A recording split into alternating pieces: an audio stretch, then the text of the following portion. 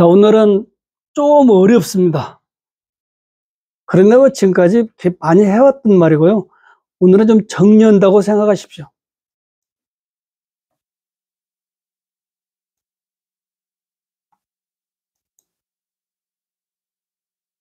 또 나왔습니다, 이게.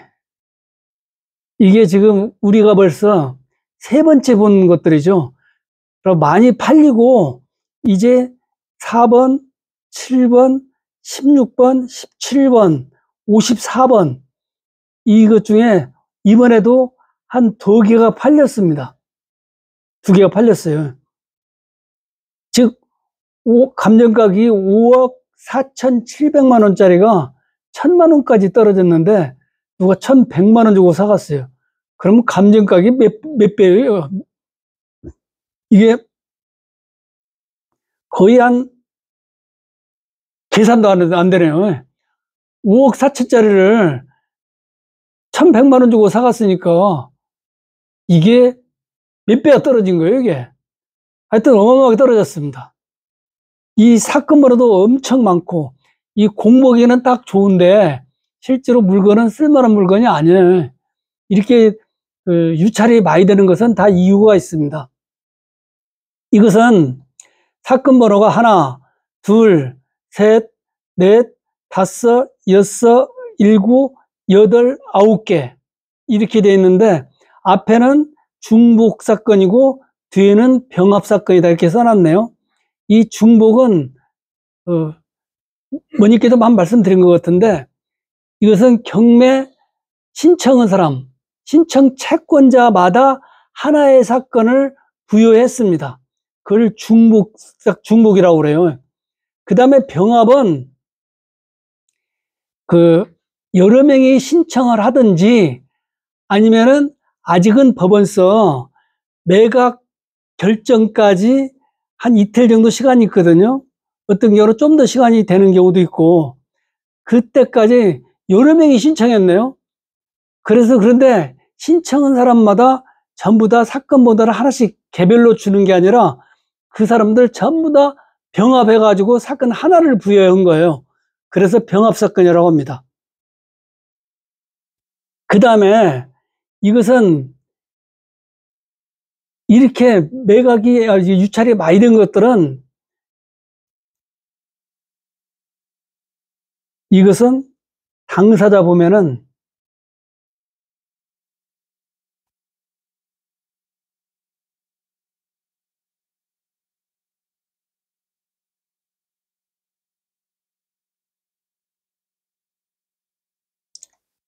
공보기는 좋아요, 이게. 하여튼 우리가 당사자 관계에 나올 수 있는 건 다 나왔어요, 이게. 보다시피 승계인도 있고 승계인 말 그대로 채권을 승계받은 사람이 경매 신청한 거죠. 이것들은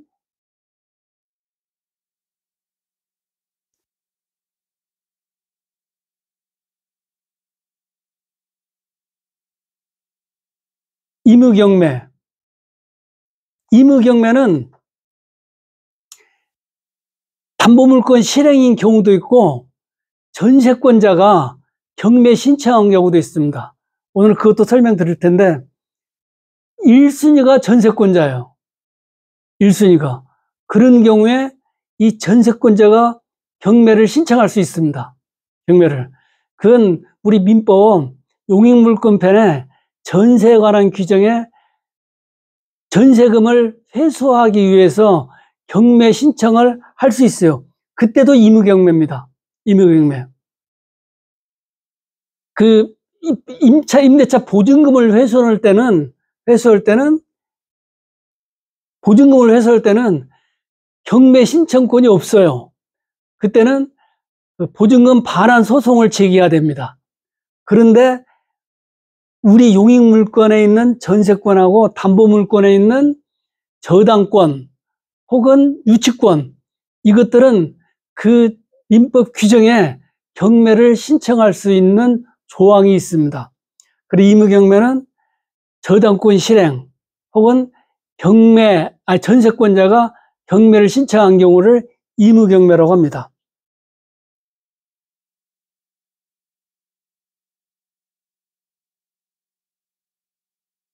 그건 누가 신청을 했까니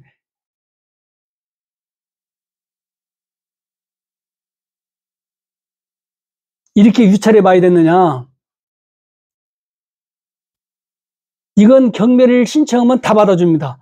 이 앞에 검은 글씨, 이게 지금 실행 중인데 이게 경매를 취하했다. 그러면은 두 번째 게 살아나서 경매가 진행 중입니다. 이게 만약에 하나만 받아주면은 무슨 일이 벌어지냐면 그 사람이 경매 취하하면은 또 처음부터 다시 시작해야 되잖아요. 똑같은 과정을. 그런데 이렇게 다 받아주면은 하나가 취하되면은 하나가 살아나서 또 경매가 진행 중이고 또 그 감정 가격, 감정비도 이렇게 쭉 있으면 하나가 감정해 놓은 그 평가, 감정 평가를 전부 다 그 이용할 수가 있습니다. 그게 그렇게 가능한 이유가 누가 어떤 사건 번호가 경매가 실행되더라도 결과는 별 차이가 없어요. 근데 차이가 있다면은 순위가 몇 순위가 신청했냐에 따라서 경매 유찰 횟수가 달라집니다. 언제까지 유찰되느냐? 그것은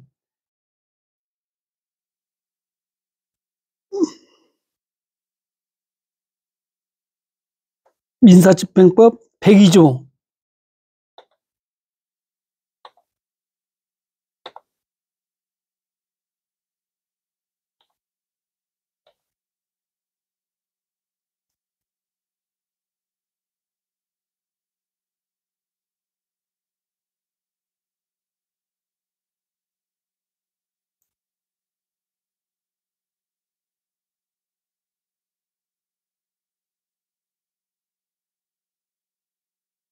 102조.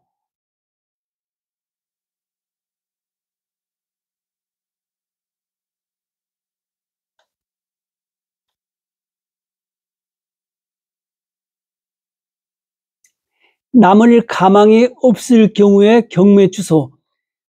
이게 중요한 의미를 가지는 게, 좀 이따가 말씀드리겠지만은,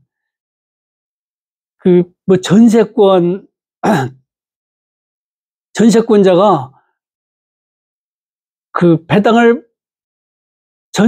전세권자가 배당을 받느니 못 받느니, 못 받은 경우도 있고, 받은 경우 어떻게, 이런 게, 이것 때문에, 이 조항 때문에 전세권자가 배당 못 받는 경우는 발생하지 않습니다.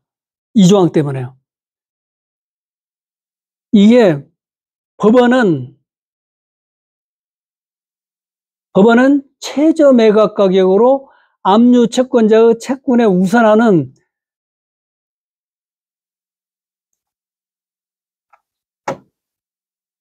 압류 채권에 우선하는 부동산의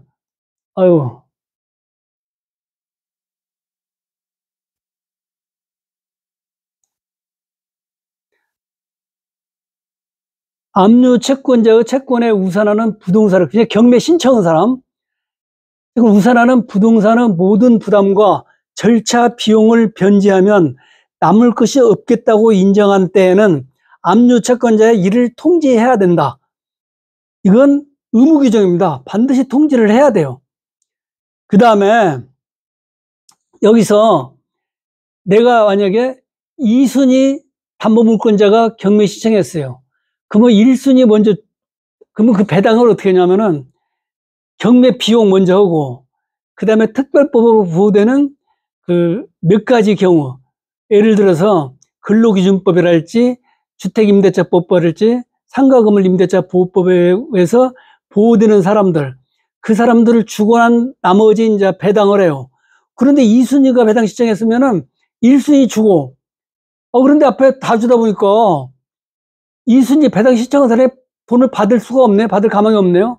이럴 경우에 법원서 그 경매 신청한 당사자에게 야, 지금 이렇게까지 가격이 최저 가격이 떨어졌는데 그 돈을 받으면은 당신이 배당받을 금액이 없는데 어떻게 할래? 이렇게 했을 경우에 이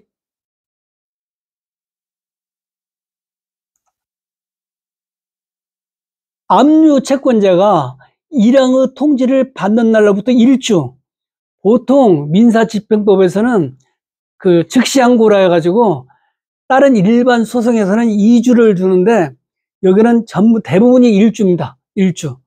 빨리 그 채권 채무 관계를 정리하기 위해서 1주 이내에 일항의 부담과 비용을 변제하고 남을 만한 가격을 정하여 그 가격에 맞는 매수인고가 없을 때는 자기가 그 가격으로 매수하겠다고 신청하면 충분한 보증을 제공하지 아니하면 법원은 경매 절차를 취소해야 된다. 취소해야 돼요. 즉 아까 그 사건으로 많았잖아요. 도대체 언제까지 그 유찰이 되느냐. 몇 번 유찰했는데 누가 신청에 따라 틀리겠죠. 만약에 그 순위가 좀 밑에 밀린 사람이 신청했을 경우는 빠른 시간 내에 유찰이 몇 번 안 되고 경매가 취하될 거고, 제일 1순위가 취하했을 경우는 끝까지 가는 거죠. 1순위가 했을 경우는 끝까지 가는 거죠. 네, 그런 경우가 생길 수 있습니다. 여기서 만약에 내가 아까 같은 건 1순위가 경매에 신청한 경우요. 1순위 정도. 그래서 나머지는 거의 못 받습니다. 앞에 비용 다 떨고, 그러면은 1순위도 1,100만 원에 팔렸으면은요, 1순위도 아마 한 몇백만 원밖에 못 받아가요. 그 앞에 비용 떨고, 아까 임금 채권도 있더라고요. 그런 것들 떨고 나면은 거의 못 받아갑니다.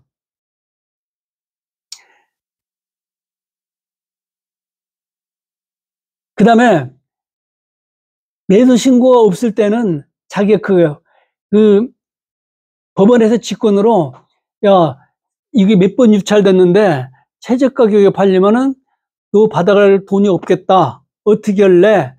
이러면 일주일 이내로 그 압류 채권자, 그 사람이 경매 신청한 사람이, 아, 그래요? 그러면 얼마에 내놓으십시오. 만약에 누가 안 사면은 내가 그 돈 주고 사겠습니다. 이럴 때만 경매가 진행하는데, 그때는 그 보증금이 충분한 보증이라고 써놨는데, 보통 보니까 이런 경우는 보증금을 10%가 아니라 20%를 요구하더라고요. 물론 그 몇 번 유찰을 방지하기 위해서 그 보증금을 좀 법원에서 좀 더 높게 결정할 수는 있어요. 그런데 통상적으로 20%를 하고 있더라고요. 일주일 내에 해야 돼요. 일주일 내에. 제2항의 취소 일정을 대해서는 즉시항고를 할 수 있다. 즉시항고는 일주일 내에 해야 된다. 그 뜻이에요. 그래서 만약에 누가 신청했느냐에 따라서 이 사람이 거의 1순위 같아요. 그래서 지금 5억짜리가 1,000만 원까지 떨어졌어요. 그래서 이 당사자들 보시면은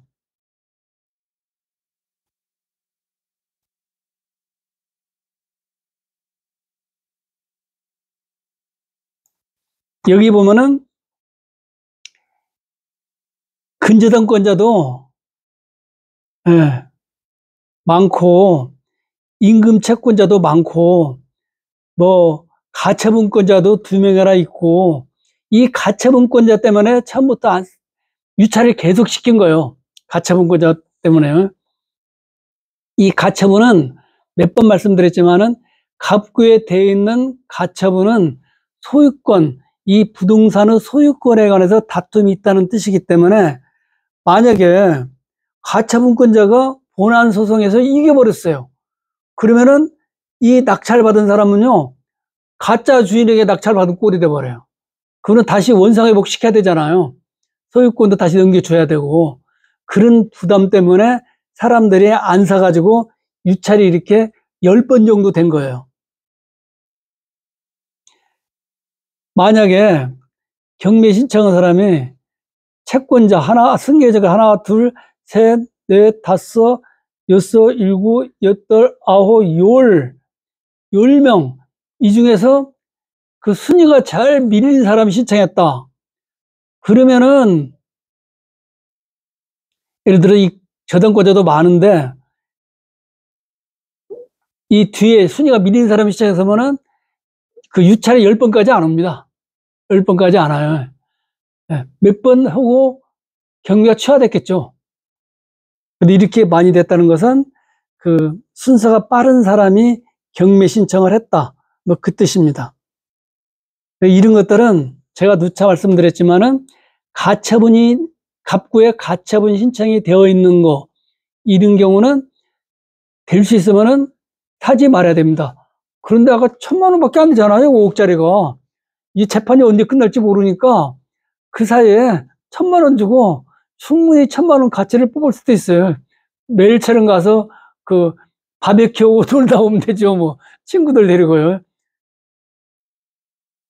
이것은 아까 이 물건은 5억짜리잖아요. 이것은 매점입니다, 매점. 안에는 매점이에요. 그 호실, 그러니까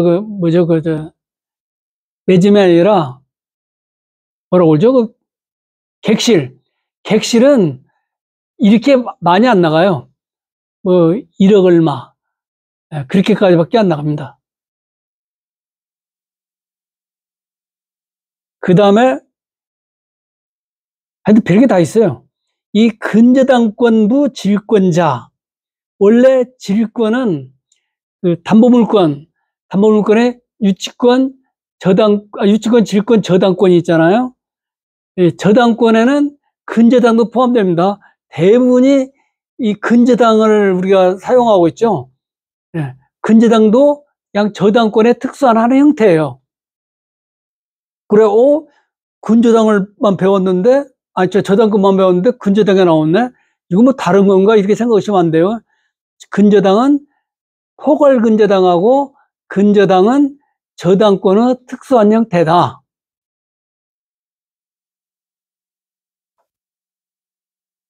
그 다음에 질권은 원래 그 객체가 동산인데 이 권리도 객체가 됩니다.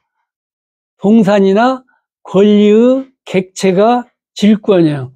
질권은 쉽게 말해서 전당포를 생각하시면 돼요. 전당포. 옛날에는 전당포는 서민들이 너무 많이 이용한 그 금융기관의 일종이었어요. 그래서 전당포에 관한 법이 있었습니다. 그런데 전당포가 어느 시간이 지나니까 소멸해 버렸어요. 저짝 그 카지노 있는 데만 성행을 했고, 나머지는 그 저당이 특히 신용카드 이런 것들이 나옴으로써 그 전당포는 딱 소멸해 버렸습니다. 우리 어릴 때는 전당포가 많았어요. 그 뭐 거의 도시는 거의 몇 개씩 다 있었습니다. 그것만 조심하면 되고, 그 다음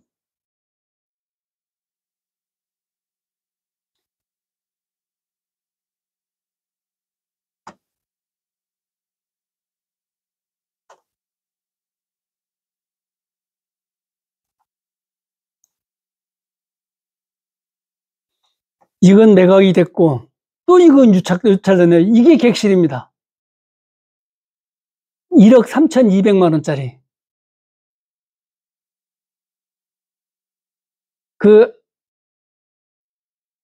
이게 260만 원 들어있어요. 260만 원.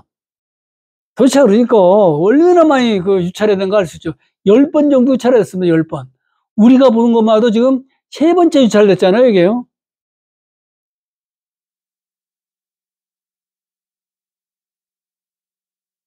그 다음에 또 이것도 그때 우리가 봤던 거죠.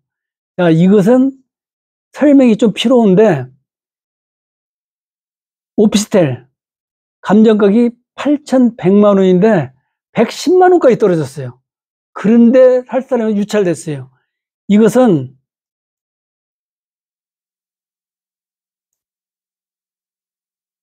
강제경매. 임의경매는 이렇게 유찰될 수가 없습니다. 자, 이거는 당사자 보니까 채권자, 이 사람이 경매 신청했어요. 가압류권자, 압류권자, 교부권자, 배당 요구권자, 전세권자, 교부권자, 배당 요구권자. 이 사람, 이 전세권자가 문제가 됩니다. 이 전세권자는 전세권이라는 게 우리가 채권적 전세를 가리키는 게 아니라 용익물권으로 전세를 가리켜요. 용익물권. 전세, 즉 다른 말로 등기되어 있는 전세권자입니다. 등기되어 있는 거. 등기 뭐 띄워보면은 이 한 땡땡땡 땡땡땡 이 사람이 아니죠. 이 법인은 뭐 회사는 회사 앞으로 전세권이 설정되어 있어요. 전세권이. 이게 1순인데 만약에 다른 사람이 근저당이 만약에 2순위가 있다. 이건 없는데 그랬을 경우는 절대로 이 정도까지 유찰되지 않습니다. 아까 102조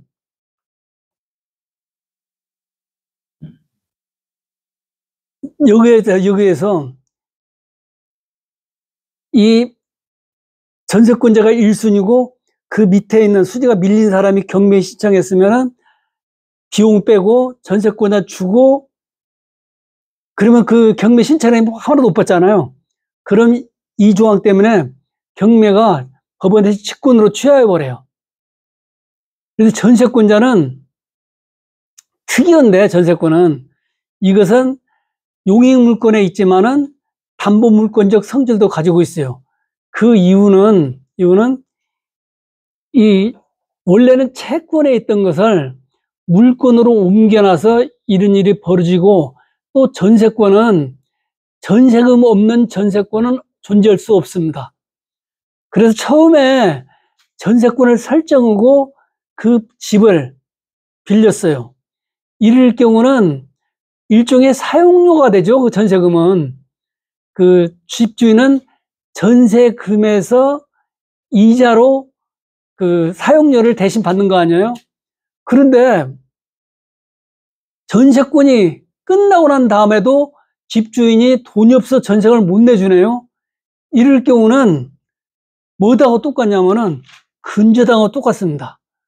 근저당은 어떤 사람이 돈을 빌려주면서 그 사람이 가지고 있는 부동산에 전세권 설정한 거죠.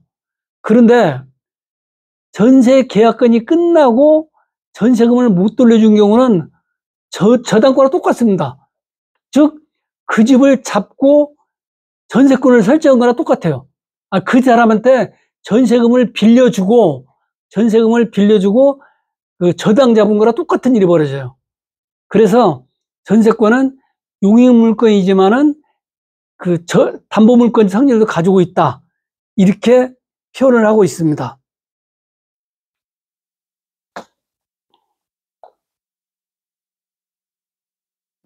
네. 전세금을 나가는 것까지 이해가 되는데, 네. 전세금을 받을 때까지 제가 살고 있으면, 네. 그 사는 비용이 발생해요. 저는 또 상대방한테 전세금을 받으면 진짜 부분이 될 거예요. 네. 이게 상계가 되는 건가요? 아니면 각자가 되는 건가요? 아니요, 상계가 됩니다. 예. 사는 것만큼 그에서는 진짜를 안 내는 거고. 예. 그래 어떤 경우가 있었냐면은 그 집주인 입장에서는 집주인 집이 예를 들어서 3억짜리인데 전세금 2억 주고 3억짜리를 계속 이용하면은 1억만큼 그 이득이지 않느냐. 이래서 그 부당이득을 반환을 요구했습니다. 근데 법원에서 부당이득을 인정해 주지 않아요. 어차피 당신이 전세금을 못 줘가지고 피치 못하게 지금 점유하고 있기 때문에 부당이득이 아니다. 이렇게 판단을 했습니다. 임대차로 사시는 분들 같은 경우는 낙찰자한테 그 비용을 해야 한다는 그런 말들이. 임대차는 이야기 좀 달라요. 네, 임대차는. 전세권하고. 임대차도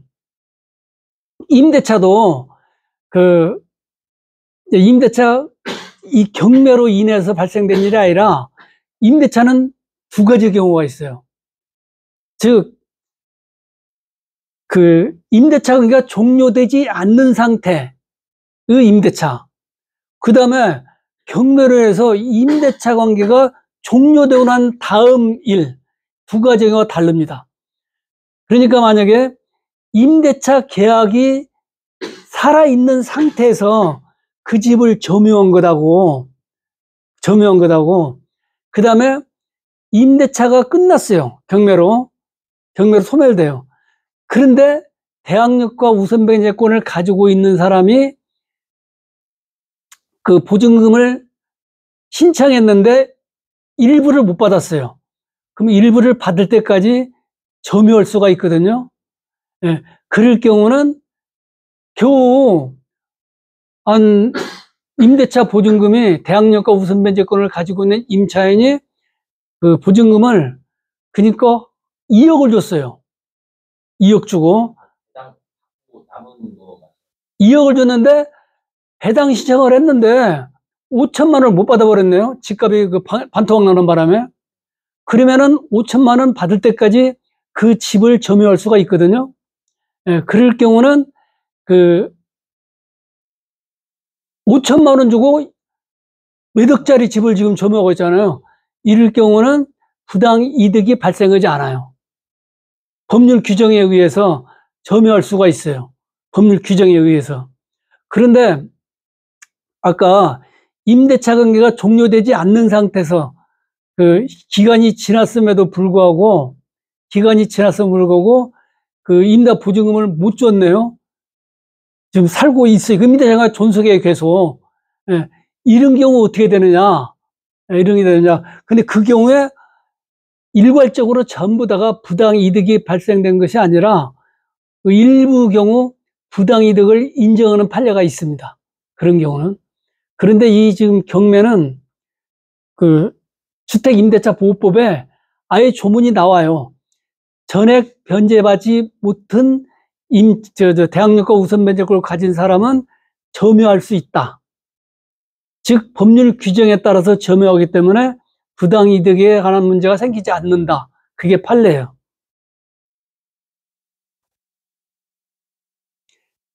이게 그 다툼의 여지가 있는 경우는 법이 있으면 법에 의하고 법이 없으면은 그 판사가 결정을 하거든요. 해석에 의해서 이 법들이 문구가 완벽할 수는 없습니다. 그럴 경우는 그 법관이 그런다고 법관은 법이 없다고 재판을 거부할 수 없어요. 민사는 재판을 해야 돼요.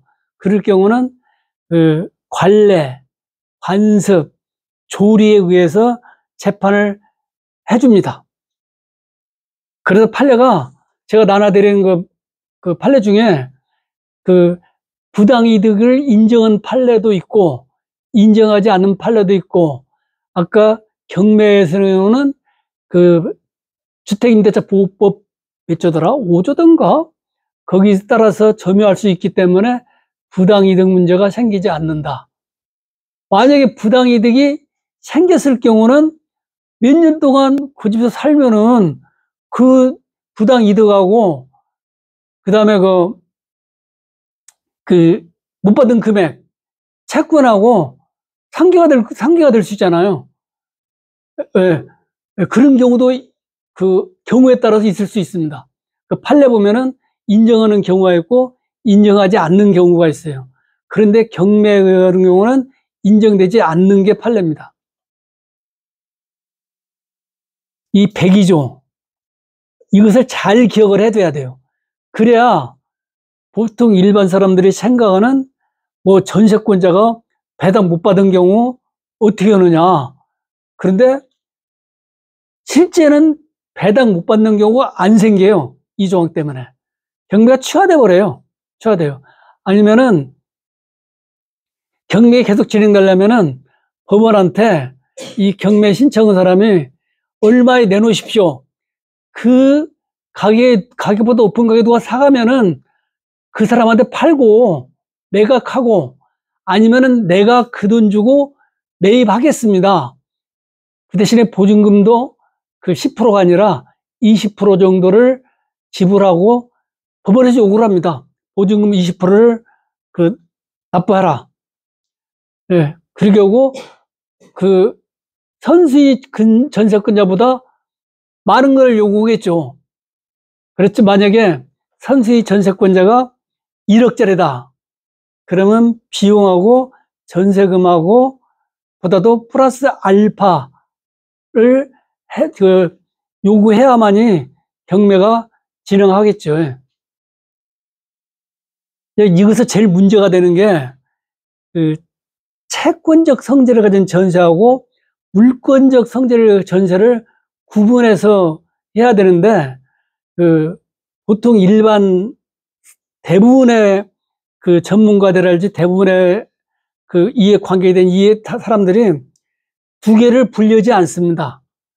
채권하고 물권을 분류하지 않아가지고 똑같은 전세로 취급해서 나중에 문제가 생겨요. 그 문제는 제가 좀 예를 들어서 설명을 드리겠습니다.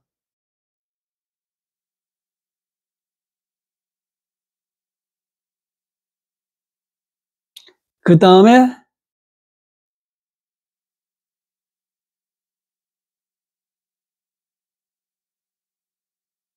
이 전세권자. 지금 이 물건은 12번인가 13번이 유찰됐어요. 그 이유가 이 전세권자 때문에 그런 것 같은데, 누가 이것을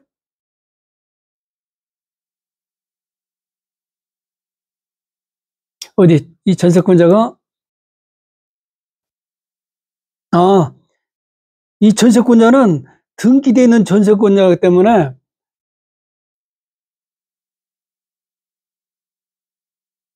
임차인하고 틀립니다.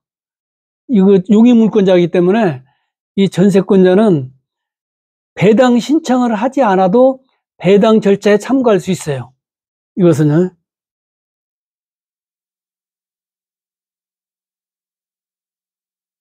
여기도 보니까 갈수록 이자가 생길 것 아니에요, 전세권자가.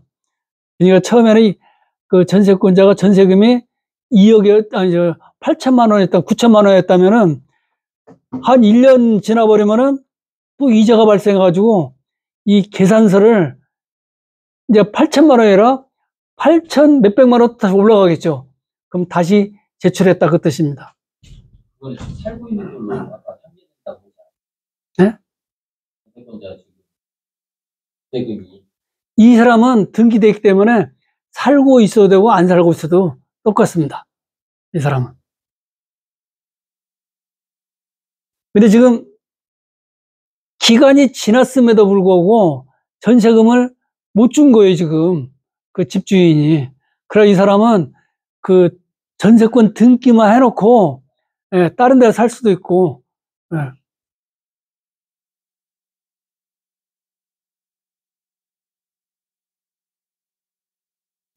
한 10분만 쉬었다가 이 말소 기준 권리에 대해서 다시 이놈을 가지고 설명드리겠습니다. 이놈을 가지고 한 10분만 쉬십시오.